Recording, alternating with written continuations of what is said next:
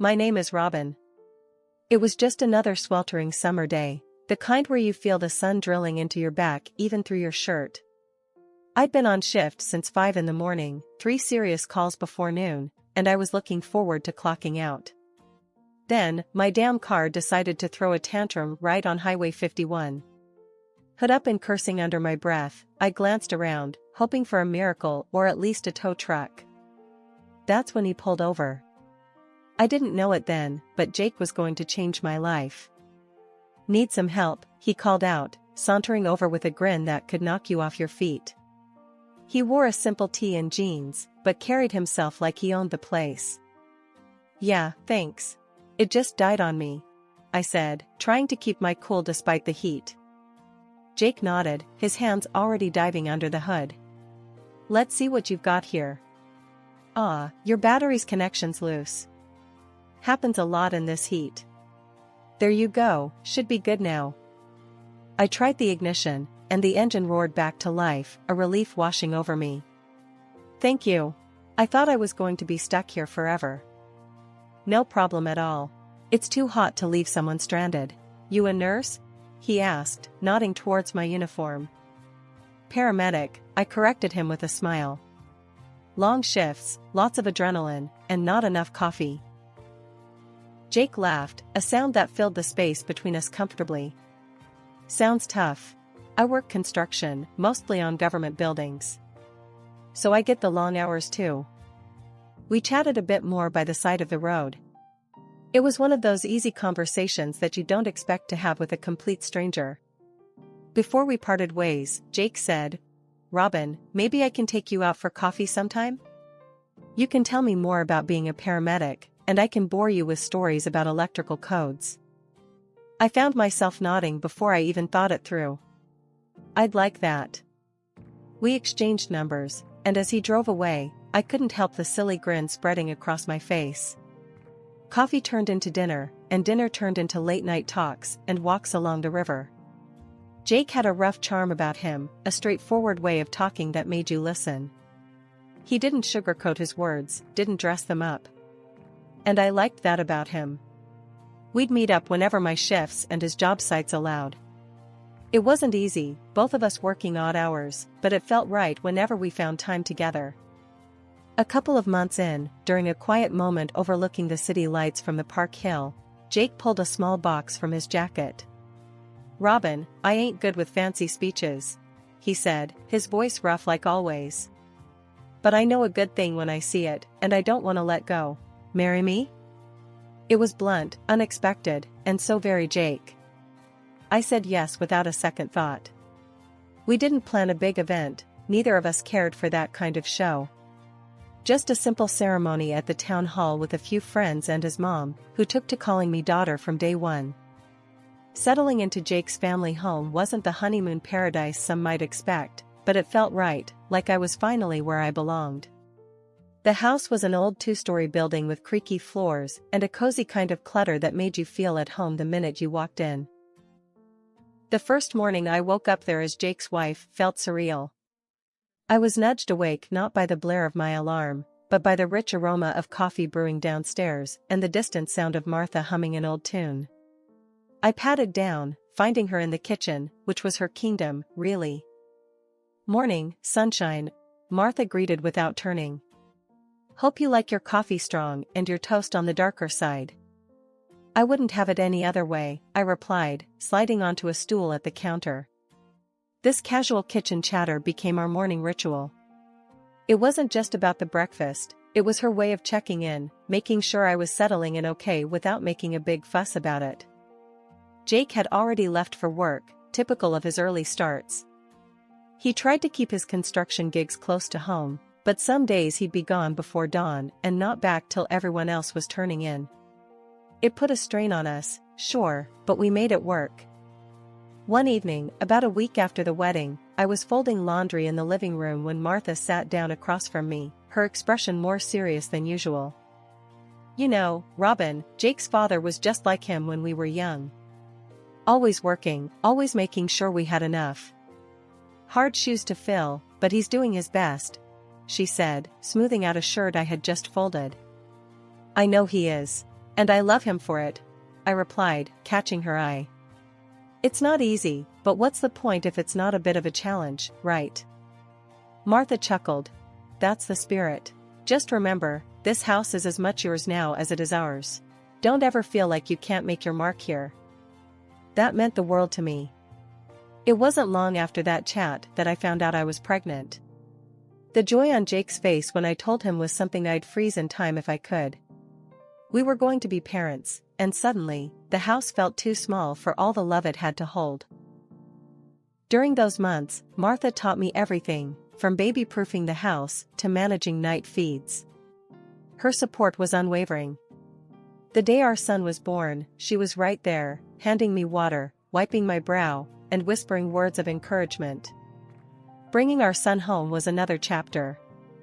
I quit my job to stay home with him, thinking it'd be a breeze with all the stories and advice I had armed myself with. But nothing ever really prepares you for motherhood, does it? The sleepless nights, the constant worry, you name it, I felt it. After months of being at home with my son, I started feeling the walls close in on me. I loved my boy to bits, don't get me wrong, but there was a part of me that missed the rush of the ambulance, the urgency of saving lives, and the camaraderie with my team. I remember broaching the topic with Jake one evening after dinner. He was wiping down the table, a furrow between his brows like he always had when deep in thought or stress. Jake, I've been thinking about going back to work, just a couple of shifts a week, I said, watching his reaction closely. He paused, the cloth in his hand stopping mid-swipe. Work, huh? And what about the little guy? Who's gonna watch him? We could look into daycare, or maybe your mom could watch him, I suggested, trying to sound casual, though my stomach was tight with nerves. Jake sighed, tossing the cloth onto the counter with more force than necessary. Daycare? That's not happening. My boy isn't going to be raised by strangers. And mom's already doing enough around here. The conversation quickly turned tense. It's not about not wanting to be with our son. You know I love him. But I need something for myself too, Jake. I need to feel like I'm more than just a mom. Jake ran a hand through his hair, looking frustrated. And what about what I need? I need you here. We agreed on this, remember? When we decided to have a kid? I remembered, all right. But back then, I hadn't realized how much of myself I'd lose in the process. Things change, Jake. I didn't know I'd feel this way. He didn't respond right away, just stared out the window at the darkening yard. Finally, he muttered, Fine, Robin, do what you gotta do. But we're not doing daycare. Thankfully, Martha stepped in, bless her heart. I'll watch him, she declared one morning, having overheard one of our discussions. You go back to work. It'll do you good. With that settled, I started back part-time. The first day pulling on my uniform again felt like slipping back into my old skin. But the balancing act was harder than I'd anticipated. Work was demanding, and home was equally taxing. Jake's job took him away often, and when he was home, he was increasingly critical. You're never here anymore, he'd say, or, why is the house always a mess? The comment stung, especially when I was stretching myself thin trying to keep everyone happy. One night, standing over the sink scrubbing at a stubborn pot, I finally snapped. I can't do everything, Jake. I'm working, taking care of our son, trying to keep up with the house. What do you want from me? We glared at each other, the air thick between us. Then, without another word, Jake grabbed his coat and left, the door slamming shut behind him.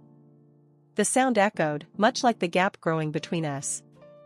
One cold evening, after a particularly grueling day, I found Jake sitting at the kitchen table, paper strewn about, his face buried in his hands.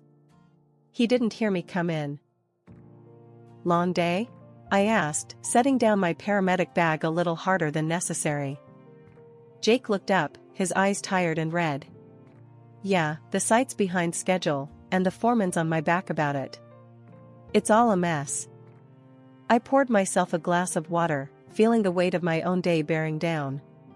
Tell me about it. Had a kid, no older than ours, come in with a broken arm. The screams, just takes it out of you. Jake nodded but was silent. It was like he was there but not really. I missed him, missed us talking. The real test came when my mother-in-law's health took a turn for the worse. It was a Tuesday when I got the call from the clinic. They said she needed to come in for some tests. They'd found something during a routine checkup. Something serious. I was folding laundry when I told Jake. His reaction was nothing like I expected. A brain tumor? So, what are they gonna do about it? His voice was devoid of warmth, practical to a fault. They're not sure yet. More tests. Maybe surgery, I explained, trying to keep my own fear in check. And how are you planning to juggle that with everything else? He asked, his tone almost accusatory. I don't know, Jake. But she's your mother. We have to do something. I snapped back, frustration boiling over. Great, just great, he muttered, rubbing his temples. Just what we need, more complications. It felt like his empathy had evaporated when I needed him most. The following weeks were a blur of hospital visits, doctors' consultations, and trying to maintain some semblance of normalcy at home.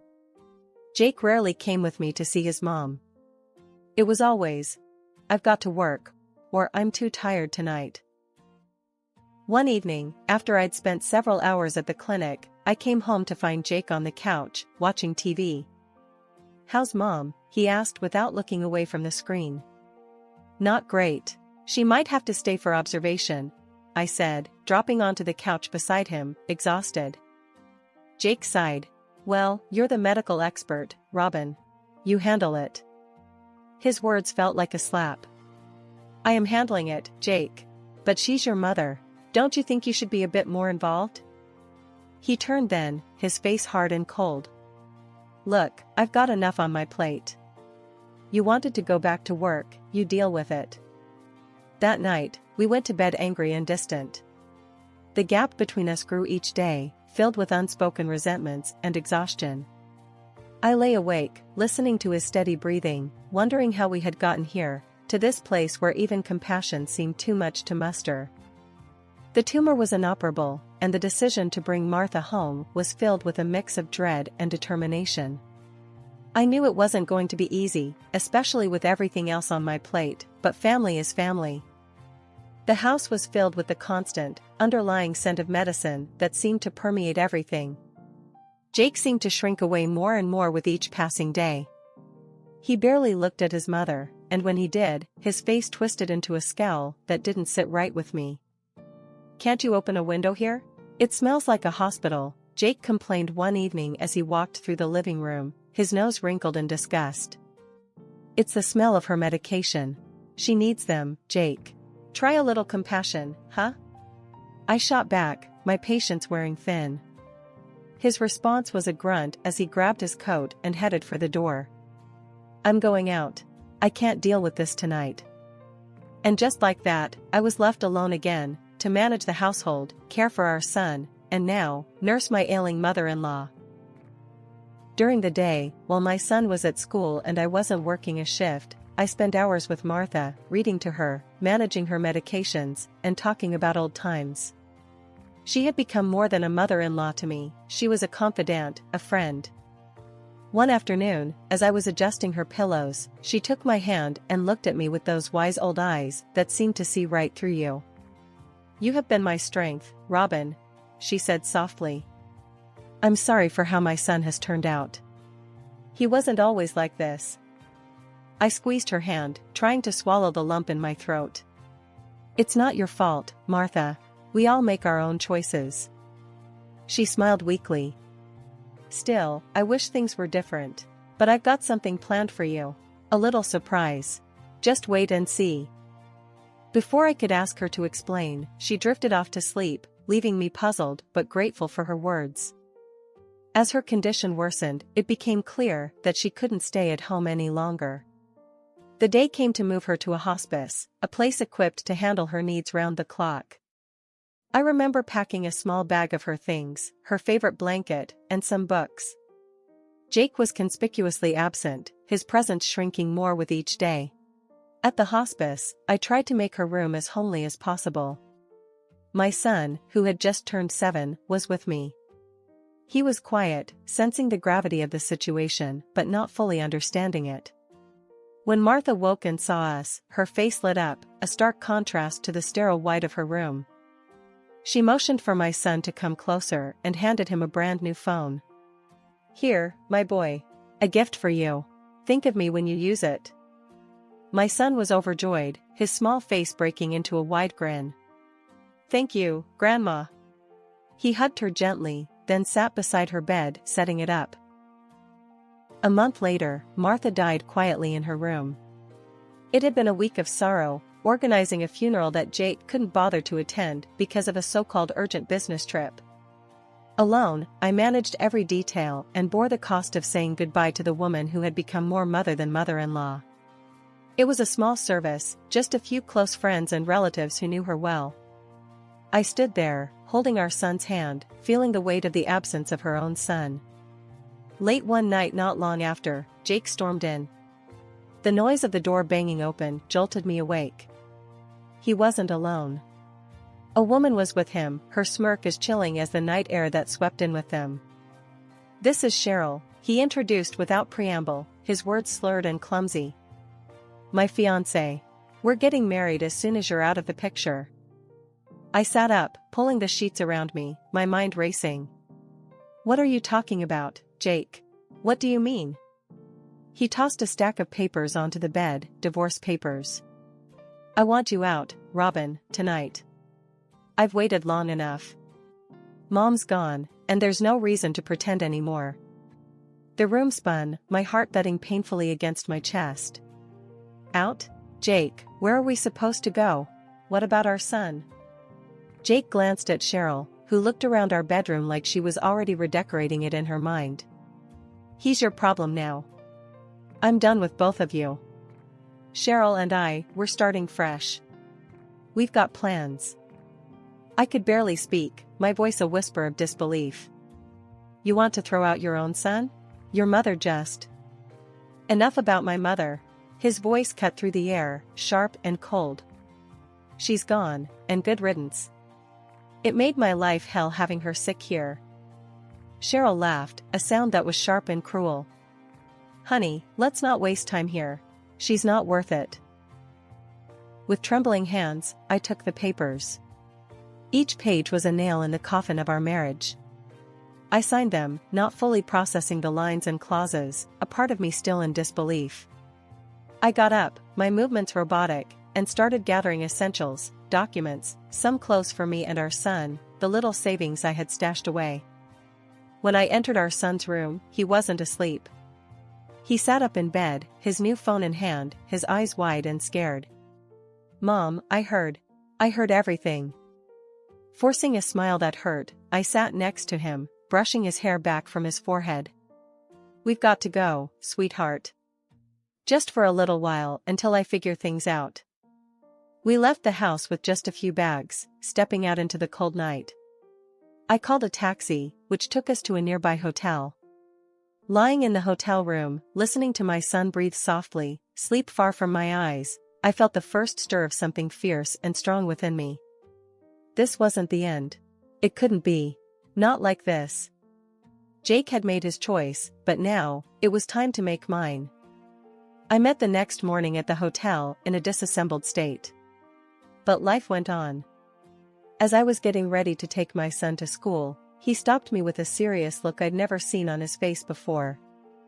"Mom," he said, holding up his phone, "I recorded something last night. You need to see this." He played a video, and my heart sank as I listened to Jake's cruel words, not just to me, but about us. It was more than painful, it was evidence. After dropping my son off at school, I felt a mix of anger and determination as I drove to work. I called my friend Carol, who worked in HR at Jake's company. "Carol, I need you to see something," I said and explained briefly. I sent her the video. "Just watch it. It's important." She was quiet for a moment after the video ended.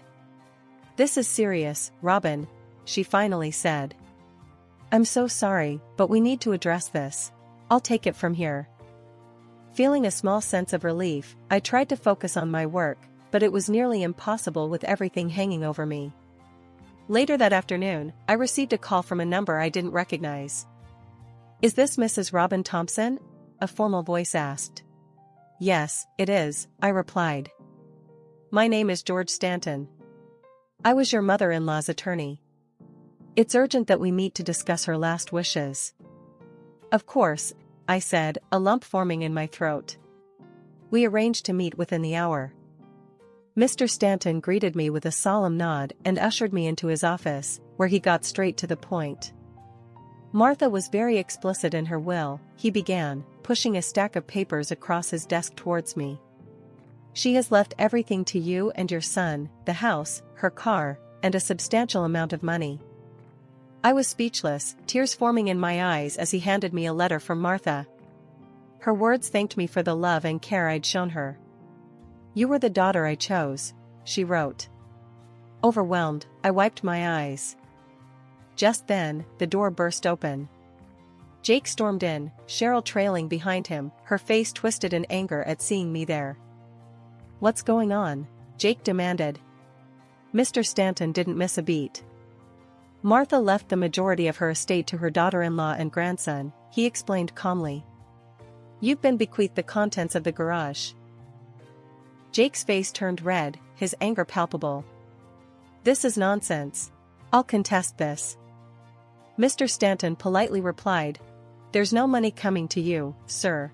Everything was left to Mrs. Thompson. Any attempt to contest this will likely be futile and costly." Cheryl's interest visibly waned. She looked at Jake and then at the plain surroundings of the office. "I'm not sticking around for this. I don't need a penniless lover," she muttered and walked out, her high heels clicking sharply on the floor. Jake looked as if he might explode. "This isn't the end," he spat at me before turning and leaving, slamming the door behind him. As I left Mr. Stanton's office, the papers clutched in my hand felt like a shield. Martha's final gift had given me more than just material security, it gave me a measure of justice, and for the first time in a long while, a genuine hope for the future. I never thought I'd find myself in a courtroom arguing for a divorce I didn't initially want, but life has a funny way of throwing you curveballs. Jake had done a complete 180 when he realized what he stood to lose, not just me and our son, but the comfortable life in the house and the wealth left by his mother. On the day of the hearing, the courtroom was stiff and formal, a stark contrast to the chaos of my emotions. Jake was there, looking worn but determined, a sharp-dressed lawyer by his side. When it was his turn to speak, he stood up, his voice shaky. "I've made mistakes, big ones, and I'm sorry. I don't want to lose my family. I want to make things right with my wife and son," he pleaded, his eyes darting around the room but mostly avoiding mine. I listened, feeling a mix of pity and anger. When it was my turn, my lawyer handed me the phone. "Your Honor, I wish things could be different. But I believe this video will show why that's not possible," I said, my voice steady despite the trembling in my hands. The judge watched the video, his expression growing tighter with each passing second. When it ended, he looked over at Jake, his face hard with barely concealed contempt. "This court sees no reason to deny the petition for divorce.